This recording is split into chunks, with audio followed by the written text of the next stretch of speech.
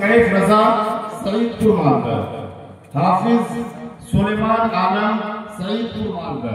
এই ছেলেটার কথা বলবেন, বললে বলছিলেন দেখেন সামনে কত ছোট বাচ্চা 30 পারা কুরআন মুখস্থ করেছে। হয়তো 12 বছর বয়স হবে, কিন্তু এই 12-13 বছরের একটা ছেলে আর খালি আছে सईदपुर থেকে এসে আপনাদের কেপি দারুল নার্সে নিজামিয়া মুকম্মল কুরআন মুখস্থ করলেন। আজকে সৈয়দ মাহমুদ আশরাফ সাহেবুল্লাহ এই ছেলেটা যে বলছেন, এই ছেলেটার কথা বলছি। আর কত ছোট বাচ্চা একটা, আলহামদুলিল্লাহ হয়তো আমাদের বাচ্চারা এই বয়সে খেলে বেড়াচ্ছে, কিন্তু আলহামদুলিল্লাহ দেখতে পাচ্ছেন যে ছোট বাচ্চা একটা মানে আজকে मुकम्मल पूरे हाफिज पदवी पे हाफिज सुलेमान आलम सईदपुर मालदा, हाफिज अमान रजा हावड़ा कोलकाता, हाफिज अमान रजा हावड़ा कोलकाता।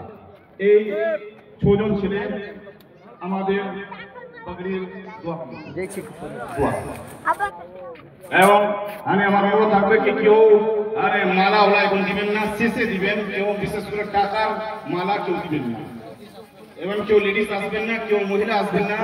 এখন ছেলেরা এখানে বসবে, দেখবেন আপনারা। আমার ওদের কাছে অনুরোধ, মানে অভিভাবকদের কাছে অনুরোধ, গার্জেনদের কাছে আমার অনুরোধ কি আপনারা দয়া করে আমি কি রেখেছি যে উপস্থিত আছেন হযরত দেখতে পাচ্ছেন, ইনশাআল্লাহ তিনার বক্তব্য হবে।